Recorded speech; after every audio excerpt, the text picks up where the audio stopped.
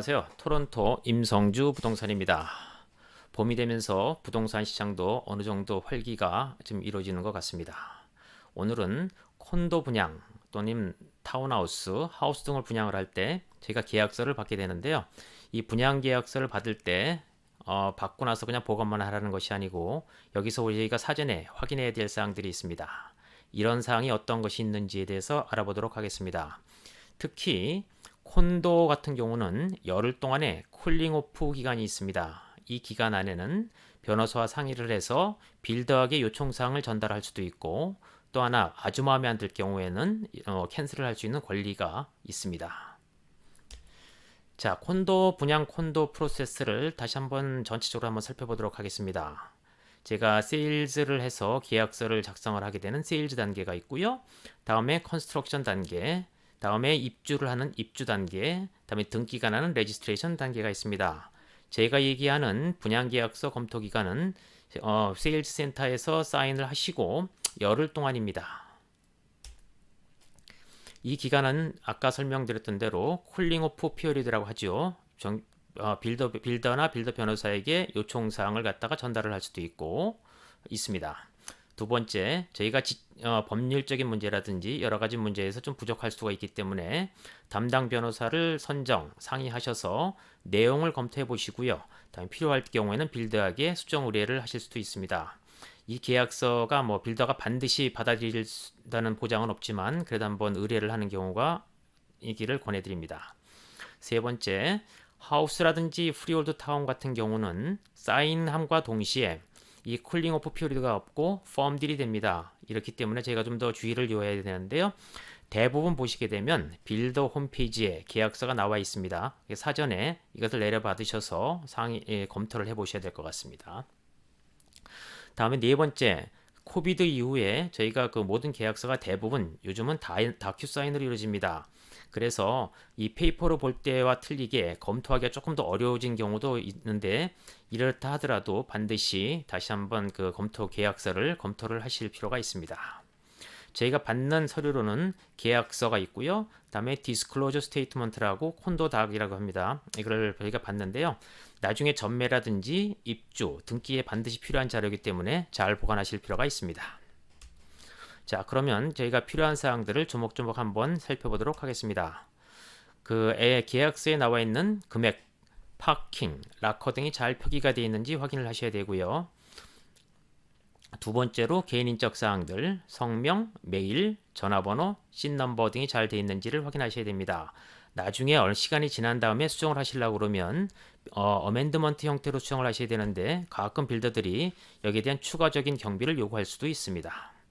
세 번째, 요즘 빌더가 많은 그 인센티브를 주지요. 그런데 이거가 정확하게 계약서상에 위튼으로 명기가 되어 있는지 확인해 보셔야 됩니다. 이러한 상으로는 클로징 리베이시라든지 윈도우 커버링에 대한 그 인센티브, 아일랜드, 리스백 이런 여러 가지 조건들이 있을 수 있습니다. 다음 요즘 많이 주는 형태로 그 렌트 듀링 오큐펀시 이 입주 기간 중간에 렌트를 줄 수 있는 권리라든지 리스백, 클로징 이후에 클로징 리베이트 형태로 줄 수 있는 이런 조항들이 있는데요. 이런 조항들은 만약에 본인이 직접 들어가서 이 유닛에 살 것이 확실하게 될 경우에는 안 받는 것이 좋습니다. 그 이유는 나중에 빌더들이 정부에 요청을 할 수 있는 이 HST 리베이트 관련 부분들이 있는데요. 만약에 투자 형태로 진행이 되게 되면 빌더가 이런 리베이트를 정부에 받을 수가 없기 때문에 펄첼서 본인에게 직접 받으라고 하실 수 있는 경우가 있습니다. 이럴 경우에는 약 한 24,000불에서 30,000불 정도의 추가적인 부담을 있을 수도 있기 때문에 이런 사항이 있게 되면 안 받는 것이 좋습니다. 다음에 중요한 사항 중에 하나인데요. 이 전매 조항이 있습니다. 이 전매 조항은 잘 살펴보셔야 되는데요. 요즘은 어떤 인센티브로 프리 어사인먼트를 제공을 하고 리갈 피 정도만 부담을 하는 경우가 굉장히 많은데 그래도 전매 금액은 정확하게 얼마인지가 잘 되어 있는지 만약에 가끔 가다가 전매를 했을 경우에는 인센티브를 갖다가 그 어사인이한테는 안 주고 삭제하는 조항들이 있을 수 있습니다. 이런 조항들 잘 살펴보셔야 되고요. 전매 시기는 언제부터 가능한지에 대한 점검도 필요할 것입니다.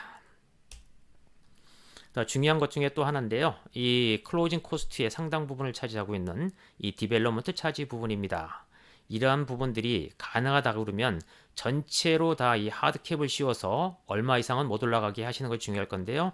이 사항에 대해서는 조금 더 디테일하게 살펴보도록 하겠습니다. 옛날 같은 경우는 전체 이러한 세금들이 디벨롭먼트 차지라고 하는 이 개발 부담금 형태로 한 개의 세금으로 되어 있었는데, 요즘은 이 세금을 세분화시켜서 이 펄체스한테 부과하는 경우가 상당히 있습니다. 어떠한 것들이 있냐면 에듀케이션 랩이라든지 섹션 37, 이 섹션 37은 이 건물의 밀집도, 건물의 덴시티라든지 높이 등에 대한 조건인데요. 뭐 25층 콘도를 해놓고 나중에 뭐 4층이 추가적으로 건설될 허락을 받았다, 이런 사항들이 이 시티에 캐시 형태로 납부를 하고 허락을 받는 경우입니다. 이런 경우를 대비를 해서 섹션 37이라는 세금을 갖다가 이 사시는 분한테 부과할 수도 있습니다. 또 퍼블릭 알트랩이라든지 뮤니시펄 차지, 이런 여러 조항들이 있는데 한 개의 조항만 있다 하더라도 여기에다가 경비를 부과를 할 수 있기 때문에 가능하시다 그러면 이 모든 세금을 한꺼번에 묶어서 얼마 이상 못 올라가게 하드캡을 씌우는 것이 중요할 것입니다. 또 하나 요즘 들어서 약간 그 주의를 유의해야 될 부분들이, 이 디벨로먼트 차지를 이 캡을 씌워 놓고도 만약에 인크리스된 부분이 있다 그러면 이거를 그 펄체스한테 전가하는 경우도 있고요. 또 하나, 이건 별로 좋은 케이스는 아닌데, 이 건설 경비, 컨스트럭션 코스트에 대한 증가분도 마찬가지로 사시는 분들한테 전가되는 경우가 있어서 이런 것들은 잘 살펴보시고 있다 그러면 이거를 갖다가 좀 삭제를 하도록, 아니면 경비를 좀 줄일 수 있도록 빌더한테 요청을 하셔야 됩니다. 또 하나, 이 계약서 중간 부분에 보시게 되면 타리온 페이지가 있습니다. 이 타리온 페이지가 있는데, 타리온 페이지 안에 보시게 되면 Outside Occupancy Date이라는 게 있습니다. 이 date는 뭐냐면 이 콘도 입주를 이 기간 안에는 반드시 해야 된다는 날짜입니다.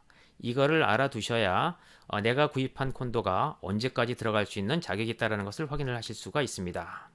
또 하나, 이 어리 터미네이션 조항이라는 것이 있는데요. 보통 좋지 않은 빌더들이 이 어리 터미네이션 조항을 악용을 해서 프로젝트를 캔슬할 수 있는 것이 있습니다. 그 내용 뭐 컨디션인데요, 말 그대로 거기에는 뭐 파이낸싱 커스트 이런 그 컨디션이 있을 수가 있고, 또 하나는 이 프로젝트에 대한 어프루벌에 대한 뭐 예를 들어서 그런 조건들이 있을 수 있습니다. 보통 좋은 빌더 같은 경우는 이러한 조항들이 그냥 별 의미가 없고 이런 그 컨디션으로만 되어 있는데 이것을 악용할 수 있는 경우가 있기 때문에 이런 사항들도 잘 살펴보셔야 됩니다. 10번째입니다. 계약서 마지막 부분 정도에 보시게 되면 이 어저스트먼트 조항이 있습니다. 이거 추가적인 클로징 코스트인데요. 여기에는 뭐 리갈 피라든지 하이드로 유틸리티 훅업, 뭐 어드미니레이션 피, 로 소사이티 피 등 여러 가지가 있습니다. 그래서 이 전체를 갖다 다 뭐 줄여달라고 할 수는 없겠지만 다른 것보다도 상대적으로 높이 책정된 부분이 있다 그러면 이거를 갖다 감소를 한다든지 뭐 캔슬을 빌더나 빌더 변호사한테 요청을 할 수가 있습니다. 또 11번째 마지막인데요. 이 HST 리베이트 부분입니다. 이 HST 보통 여러분들이 사시는 이 콘도 금액은 HST 리베이트 부분 24,000불에서 30,000불 정도를 빌더가 정부에 요청할 수 있는 금액들이 그 포함이 되어 있습니다. 그런데 뭐 투자형 유닛이라든지 전매 유닛이라든지 투자 관련 인센티브를 받은 유닛이라든지 아니면은 뭐 이름 체인지란 유닛들은 빌더가 정부에 이러한 사항들을 신청을 해서 받길 수가 없게 됩니다. 그럴 경우에는 투자자 사시는 분들한테 직접적으로 리베이트를 갖다가 요청을 하라 하고 이것을 추가적으로 부담시키는 케이스가 있을 수 있습니다. 금액은 24,000불에서 한 30,000불 정도가 되니까 금액이 작은 부분은 아니죠. 그래서 만약에 이런 경우가 있다 그러면 이 부분에 대해서도 충분히 자금 계획에 반영을 해주셔야 되고요. 이렇게 들어갔을 경우에는 본인이 직접 사실 경우에는 뉴홈 리베이트, 렌트를 주실 경우에는 뉴 레지덴셜 렌탈 프로퍼티 리베이트 형태로 정부에다 신청을 하시고, 그렇게 되면 한 2 내지 3개월 정도 뒤에 다시 리베이트 형태로 받으실 수가 있게 됩니다. 이상으로 간단하게 분양계약서에 대해서 검토를 해보고 유의사항을 우리가 살펴보았습니다. 이에 대한 궁금한 사항이 있으시면 임성주 부동산으로 문의해 주시기 바랍니다. 감사합니다.